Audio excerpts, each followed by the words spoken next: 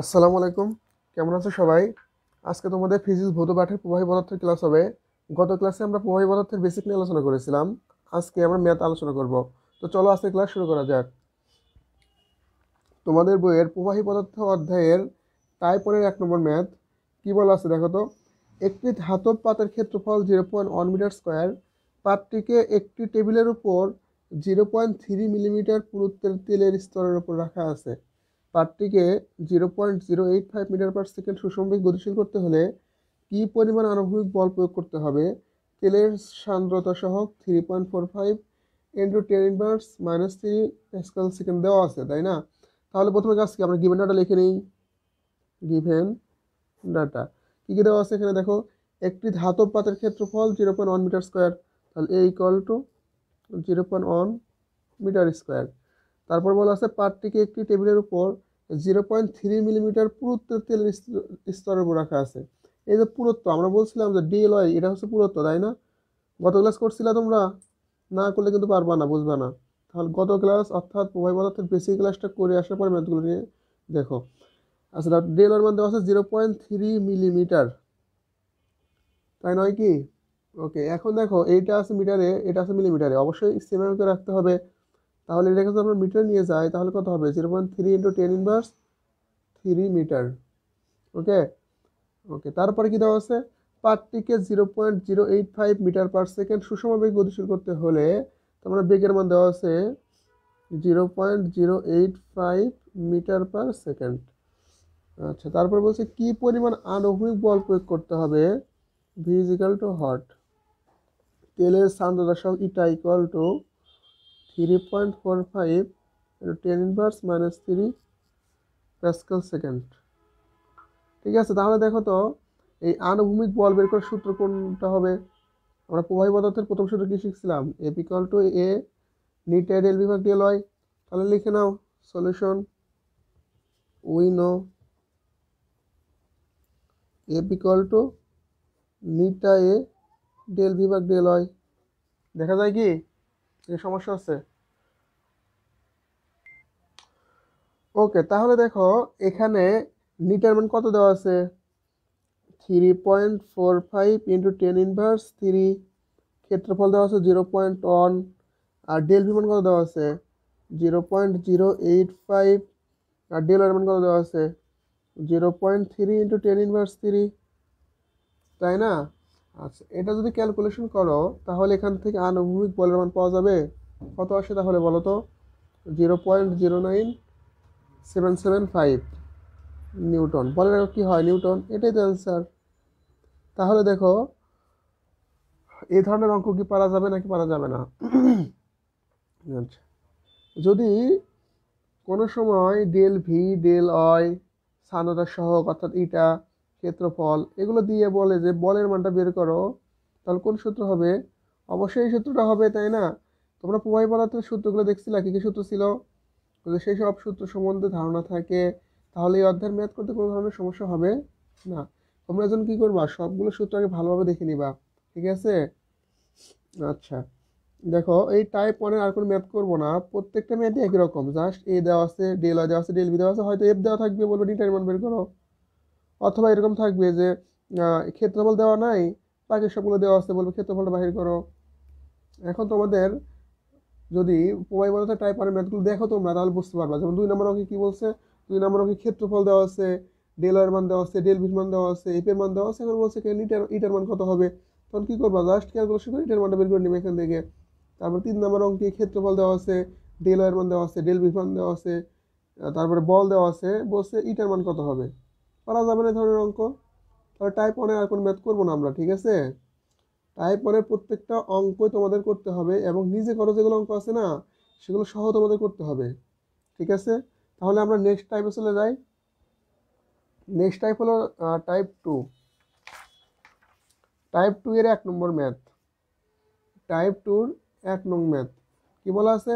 0.8 millimetre ব্যাসের একটি বায়ু বুদবুদ 0.15 newton second per metre square সান্দ্রতা গুণাঙ্ক বিশিষ্ট একটি তরলের মধ্য দিয়ে কত প্রান্তিক বেগে উঠতে থাকবে?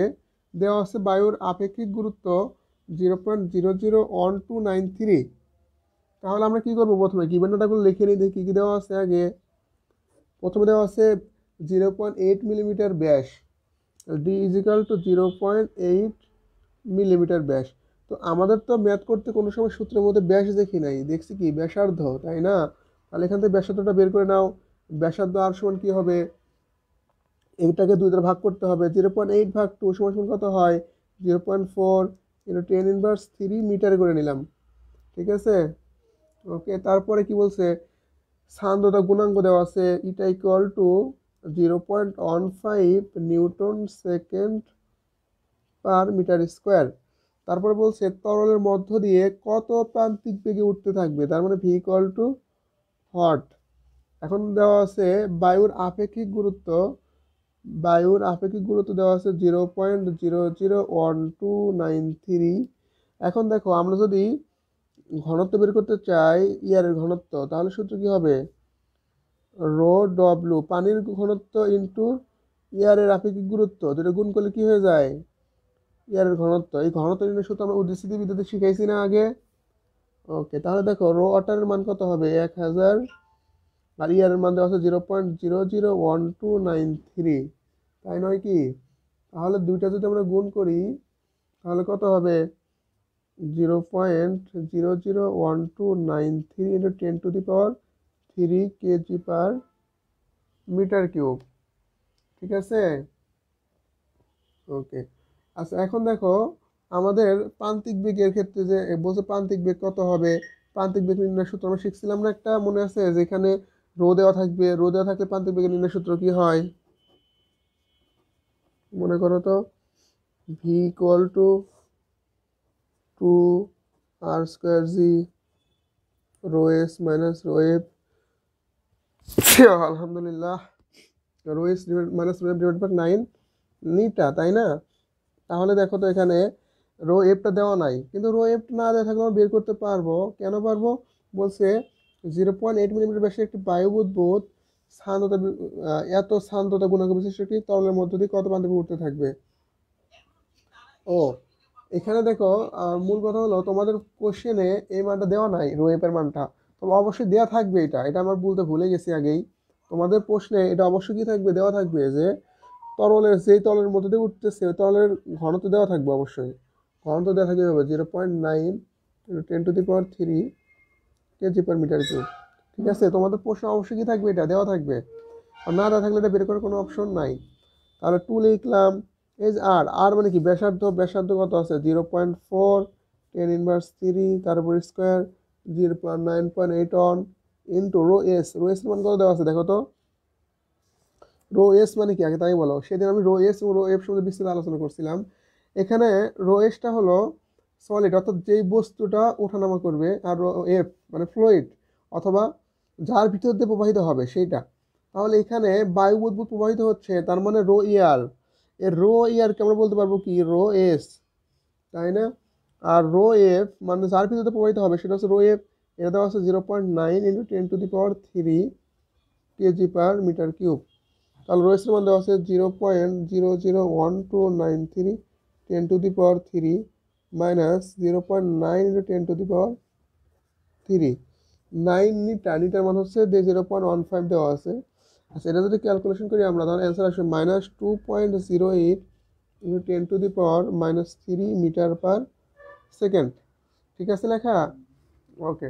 আচ্ছা, এখন কথা হলো, আমরা তো জানি বেগের মান কোনো সময় ঋণাত্মক হয় না, বেগের মান কি হয়, সবসময় ধনাত্মক হয়। তো আমরা যখন এই প্রমাণটা তো করি নাই, কিন্তু এটা যখন বলছিলাম মুখস্থ করবো সূত্রটা, তখন আমরা সবসময় জানতাম যে একটা বস্তু এরকম দেখাইছিলাম না, যে একটা বস্তু যদি নিচের দিকে পড়তে থাকে তাহলে বেগ কত হবে। এখন দেখো সেই একটা যদি বুদবুদটা নিচের দিকে নামবে না, বুদবুদ কোন দিকে উঠবে, উপরের দিকে। তাহলে এখানে যে বেগের দিকটা চেঞ্জ হয়ে যাচ্ছে না, যদি কোনো বস্তু নিচের দিকে নামে তাহলে এই দিক, আর কোনো বস্তু উপরের দিকে ওঠে তাহলে এই দিক। জাস্ট এই মাইনাস চিহ্ন দ্বারা বোঝাচ্ছে যে এই বস্তুটা নিচের দিকে নামতেছে না, বস্তুটা উপরের দিকে উঠতেছে। অথবা এত কিছু যদি না বুঝি আমরা, সরাসরি কী করবো, বেগ ঋণাত্মক হতে পারে না, অর্থাৎ 2.08 ইন্টু 10⁻³ মিটার পার সেকেন্ড, এটা অ্যান্সার। ক্লিয়ার? তাহলে মাইনাস চিহ্ন দ্বারা বোঝালো কি, যে এই যে একটা যেই বুদবুদ অথবা যে বস্তু ওই কোনো প্রবাহের মধ্যে দিয়ে প্রবাহিত হচ্ছে, সেটা নিচের দিকে নামতেছে না, বরং কি হচ্ছে, উপর দিকে উঠতেছে। ক্লিয়ার? ওকে, তাহলে আমরা পরবর্তী ম্যাথটা নিয়ে আলোচনা করি। আচ্ছা, পরবর্তী ম্যাথ হলো তোমাদের টাইপ 2 3 নম্বর অঙ্ক। টাইপ 2 3 নম্বর অঙ্ক কি বলা আছে দেখো, সমান আকারের 8টি বৃষ্টির ফোঁটা 0.10 মিটার পার সেকেন্ড প্রান্তিক বেগে বায়ুর মধ্য দিয়ে নিচের দিকে পড়ন্ত অবস্থায় একত্রিত হয়ে একটি বড় ফোঁটায় পরিণত হয়। বড় ফোঁটার প্রান্তিক বেগ বাহির করো। তাহলে এখানে কি কি দেওয়া আছে বলো তো?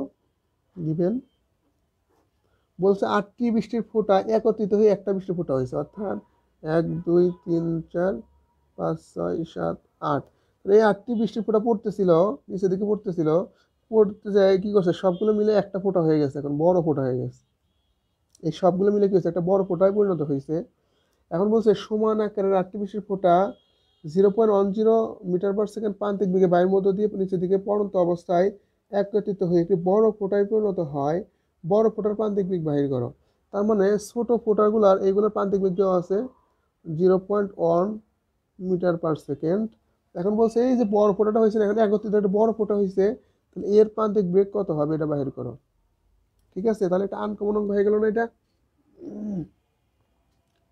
ঠিক আছে, অথবা এটাকে আমরা লিখি V1 আর এটাকে দিলাম V2।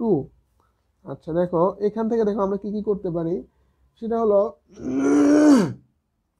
এই যে 8টা ফোঁটার আয়তন আলাদা আলাদাভাবে প্রত্যেকটার আয়তন বের করে যদি যোগ করে দেই, আর এটার আয়তন সমান হবে না?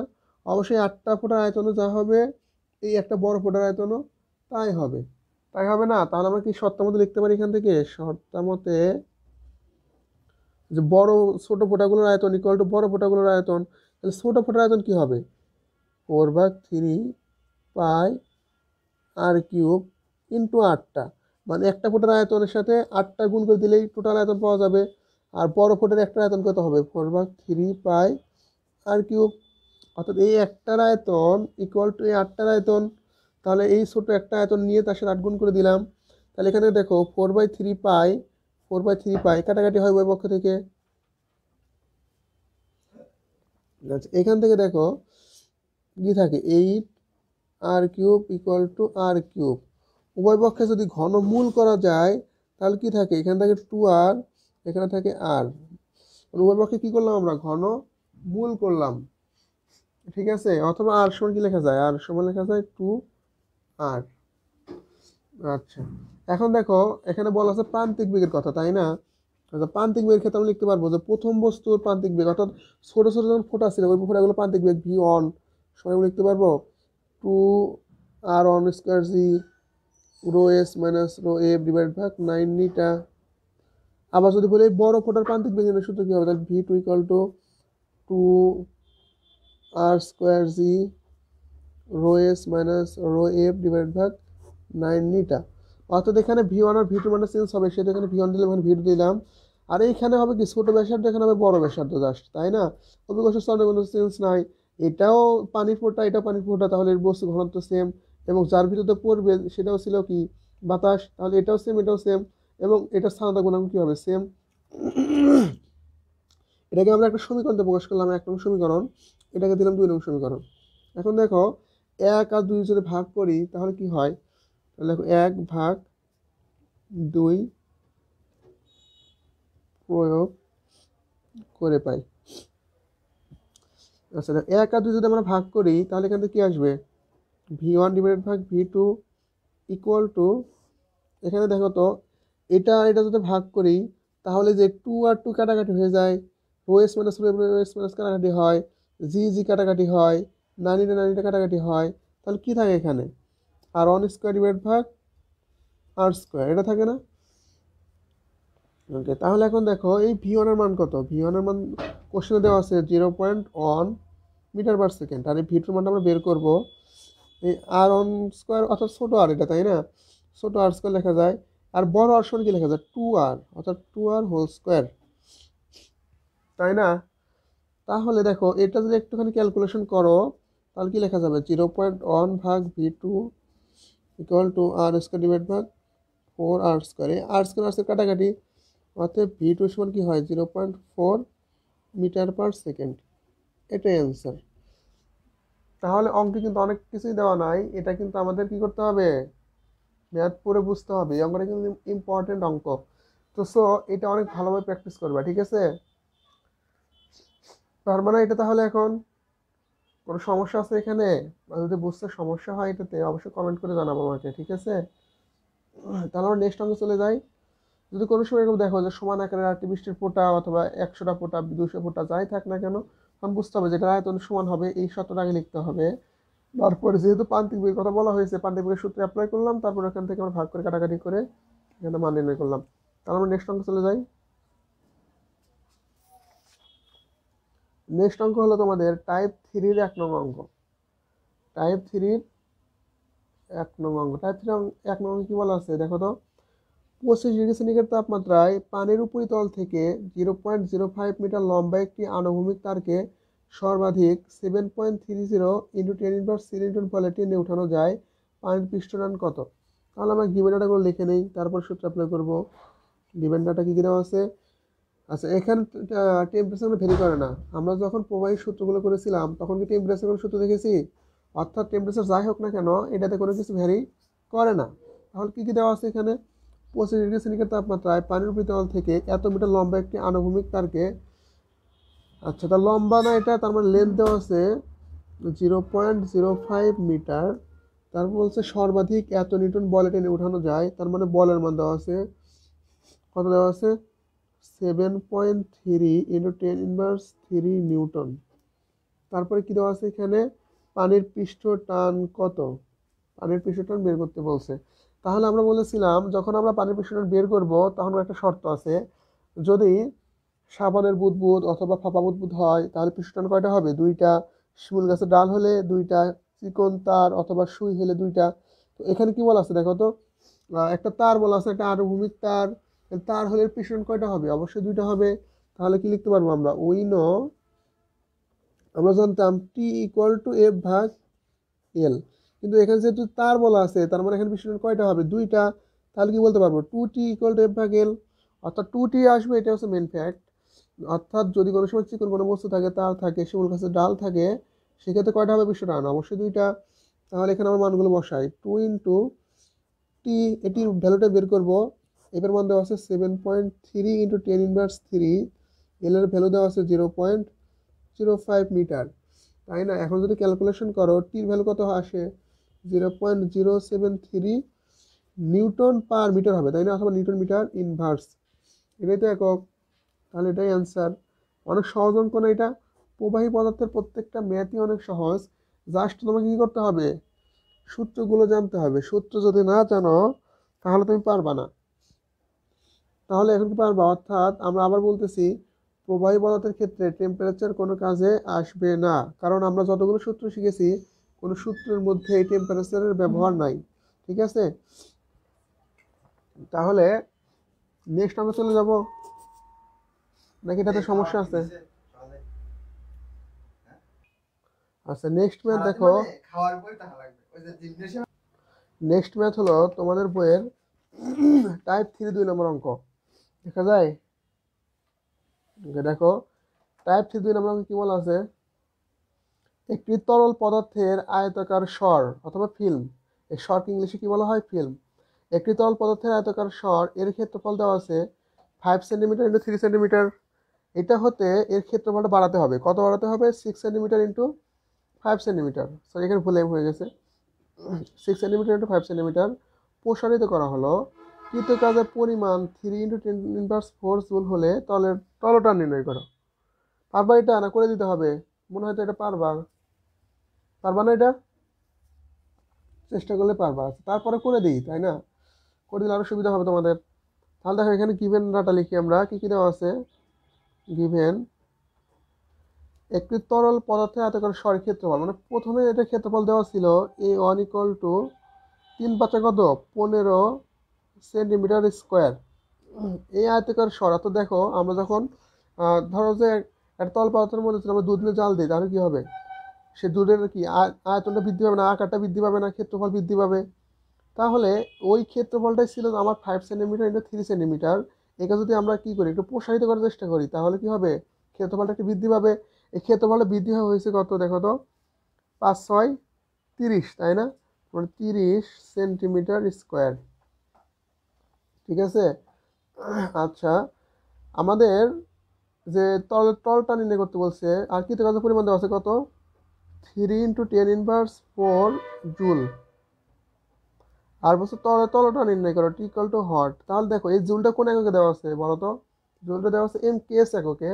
আর আমাদের যে ক্ষেত্রফলের সেন্টিমিটার স্কোয়ার দেওয়া আছে এটা আছে সিরিয়াস এককে। তাহলে অবশ্যই দুইটাকে সেম এককে আনতে হবে। সেম এককে যদি আনতে চাও তাহলে হয় সেন্টিমিটারকে মিটার করতে হবে অথবা জুলকে আর করতে হবে। এটাই তো পার্থক্য এটার মধ্যে। তাহলে আমরা কোন এককে করবো? অবশ্যই এম কেস এককে করবো, কারণ সহজ হবে এটা করতে। আচ্ছা, আগে দেখো, যদি আমাদের ক্ষেত্রফল, কাজ এবং টলটন দেওয়া থাকে তাহলে সূত্র কি হয় বের করার? Solution, we no W equal to সূত্র। আচ্ছা, টি ইকুয়াল টু সূত্র কি বলতো? টি ইকুয়াল টু সূত্র হচ্ছে ডব্লিউ ভাগ ডেল এ, কিন্তু এটা ক্ষেত্রফলের পার্থক্য এটা, তাই না? অবশ্যই ডেল এ, শুধু এ না কিন্তু এটা, অর্থাৎ দুইটা যে ক্ষেত্রফল আছে ওই দুইটা ক্ষেত্রফলের পার্থক্য।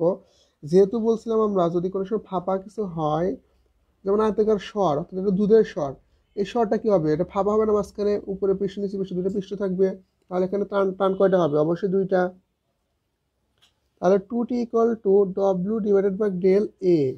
এখানে আমরা মানগুলো বসাতে পারবো। আচ্ছা, তাহলে মানগুলো বসাও এখানে। 2 × t ইকুয়াল টু ডব্লিউর মান দেওয়া আছে 3 × 10⁻⁴। আচ্ছা, আর কি দেওয়া আছে? ডেল এ। আচ্ছা, ডেল এ বলতে কি বোঝায় বলো তো? ডেল এ বলতে বোঝায় বড় ক্ষেত্রফল মাইনাস ছোট ক্ষেত্রফল। এখন কথা হচ্ছে A2 মাইনাস A1 সমান কত হবে?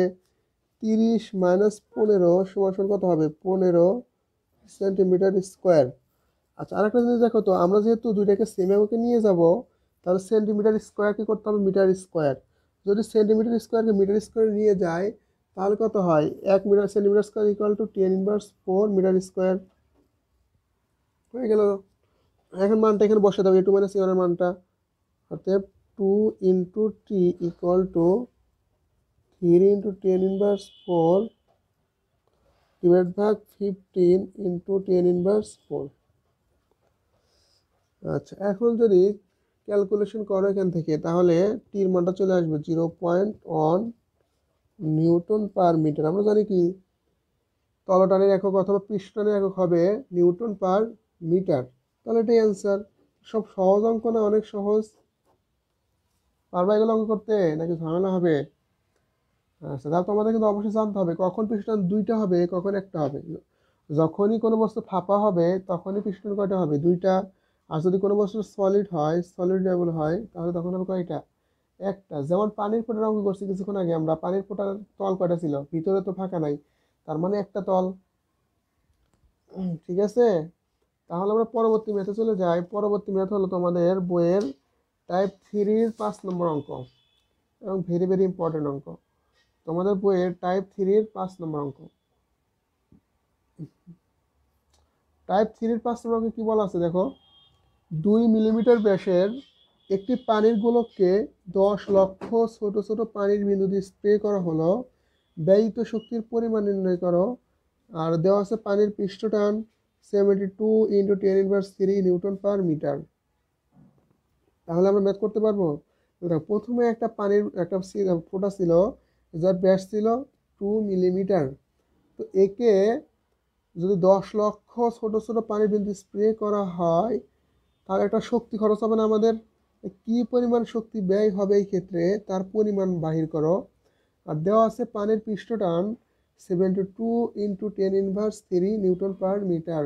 তাহলে আমরা গিভেন ডাটাগুলো লিখে নেই।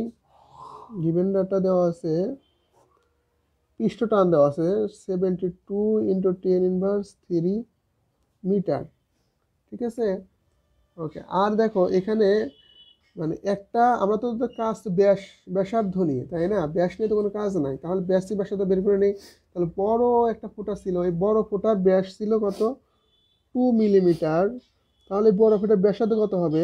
1 মিলিমিটার। তো 1 মিলিমিটার কাছে যদি আমরা মিটার নিয়ে যাই কত হবে? 10⁻³ মিটার।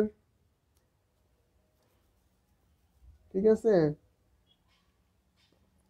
আচ্ছা, এখন দেখো আমরা বলছিলাম যে এই 2 মিলিমিটারের পানির 2 মিলিমিটার ব্যাসের পানির একটা ফোঁটার যে আয়তন হবে, ওই 2 মিলিমিটার ব্যাসের ওই পানির ফোঁটাকে যদি আমরা 10 লক্ষ ভাগে ভাগ করি, ওই 10 লক্ষ যে ফোঁটা হবে ওই ফোঁটাগুলোর আয়তন আর প্রথমে যে ফোঁটা ছিল সেটার আয়তন কি হবে, অবশ্যই সমান হবে। অর্থাৎ এরকম খেয়াল করে এদিকে সলিউশন, তার প্রথমে এরকম একটা ফোঁটা ছিল পানির ফোঁটা, এটার আয়তন যা হবে এটাকে যদি আমরা এরকম 10 লক্ষ ভাগে ভাগ করি, এখানে 10 লক্ষ ফোঁটাতে বিভক্ত করি, এই টোটালটার আয়তন যা হবে প্রথমে যে আয়তন ছিল এটার আয়তন কি হবে তাই হবে। তাহলে এখানে আমরা বলতে পারি যে শর্তামতে এই প্রথম ফোঁটার ব্যাসার্ধ ধরলাম আর এই ছোটো ছোটো ফোঁটার ব্যাসার্ধগুলো দিলাম ছোটো আর। লিখতে পারবো 4/3 pi r cube equal to 4/3 pi r cube. এগুলো ফোঁটা কতগুলো আছে, 1 লক্ষটি আছে তাই না? তাহলে 1 লক্ষ সমান কতগুলো শূন্য হয়, 6টা শূন্য না? তার মানে 10^10⁶। এখানে যদি আমরা মানটা বসিয়ে দিই 4 ভাগ, আসলে দেখো এখানে 4/3 পাই, 4/3 পাই কাটাকাটি, আর এর মান দেওয়া আছে 10^3 আর পাওয়ার 3 ইকুয়াল টু r⁻³ 10⁶। এখান থেকে যদি আমরা ছোটো ফোঁটার ব্যাসটা বের করতে চাই, ক্যালকুলেশন করলে কত আসবে, 0.01 ইন্টু 10⁻³ মিটার। ঠিক আছে, ক্যালকুলেশন করলে কত বের হবে, 0.01 ইন্টু 10⁻³ মিটার। ওকে, তারপরে দেখো আমাদের বের করতে হবে ব্যয়িত শক্তির পরিমাণ। আর আমরা যখন বেসিক আলোচনা করেছিলাম তখন আমরা বলেছিলাম যে ব্যয়িত শক্তি যে কথা ওর কাজ একই কথা, তাই না? তাহলে পৃষ্ঠ শক্তি যে কথা পৃষ্ঠের কাজ কি কথা, সরি হ্যাঁ পৃষ্ঠের কাজ একই কথা, তাই না? তাহলে আমরা কাজ সমান কি সূত্র লিখতে পারবো, W equal to we know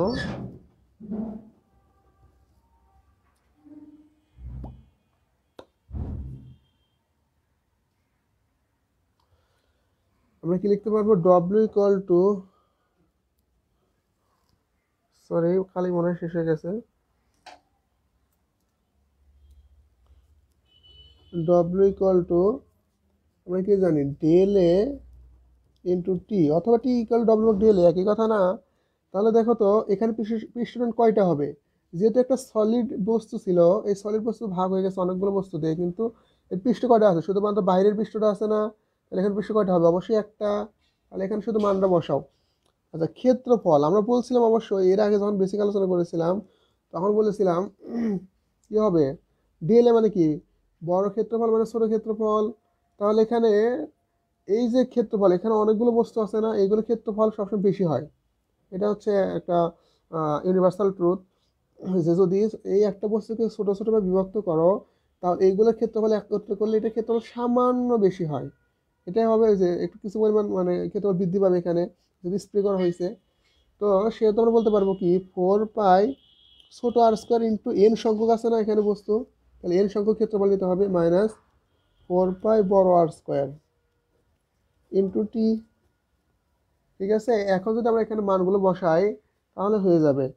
আর মানগুলো বসাই 4 পাই আর স্কোয়ার, আর বলতে কত দেখো তো 0.01 10⁻³ এর উপর স্কোয়ার ইন্টু এন মানে কত, এন মানে হচ্ছে 10 লক্ষ, মাইনাস 4 পাই 1 ইন্টু 10⁻³ এর উপর স্কোয়ার, সেটা ব্র্যাকেট দাও, আর টির মান দেওয়া আছে 72 ইন্টু 10⁻³ এটা যদি ক্যালকুলেশন করো এখন তাহলে মান আসবে 8.957 ইন্টু 10⁻⁻5 জুল।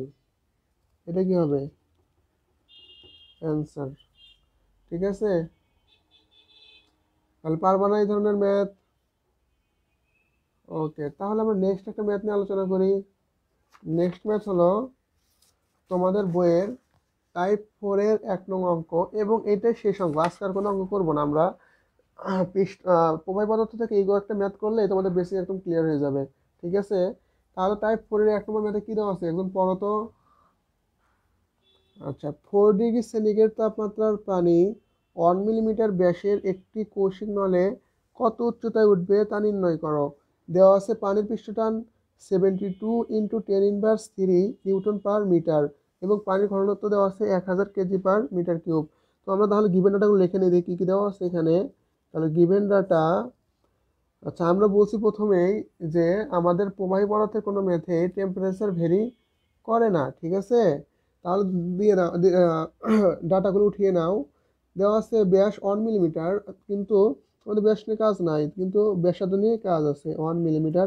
তাহলে ব্যাসার্ধ কত হবে? 0.5 ইন্টু 10⁻³ মিটার, ঠিক আছে? তারপরে বলছে কি কত উচ্চতায় উঠবে, মানে ওই কৌশিক নলের ভিতরে ওই পানিটা, পানি হতে পারে, যে কোনো তরল হতে পারে, ওটা কত উচ্চতায় উঠবে এটা বাহির করো।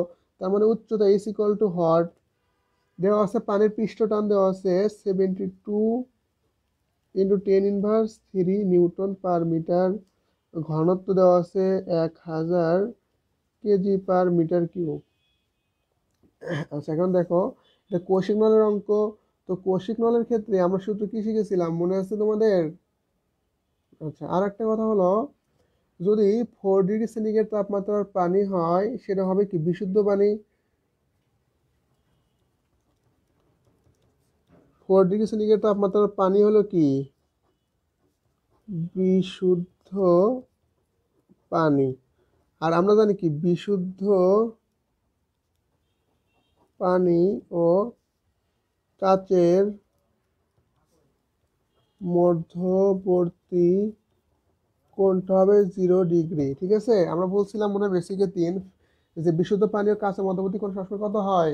0 ডিগ্রি হয়। তাহলে এখন যদি আমরা সূত্র লিখি, we know T equal to কি জানি বলো? রো জি আর এইচ প্লাস r/3 ছিল, কিন্তু বলছিলাম ওটা কোনোদিনও কাজে আসবে না, কারণ আর এর মানটা এমনিতে অনেক ক্ষুদ্র। ওটাকে যদি আবার আমরা 3 দ্বারা ভাগ করি, আর কিছু থাকে ওইখানে? থাকে না, 2 cos θ। তাহলে এখানে টির ভ্যালু দেওয়া আছে 72 ইন্টু 10⁻³ রোর মান দেওয়া আছে 1000, জির মান দেওয়া আছে 9.8 আর মানে এটাই আর ছোট হাতে আর লিখছি এখানে 0.5 ইন্টু 10⁻³ এইচ এর মানটা এখান থেকে বের করবো। আর 2 ইন্টু কস থিটার মান কত ডিগ্রি? 0 ডিগ্রি, সেহেতু কোণের মান 0 ডিগ্রি।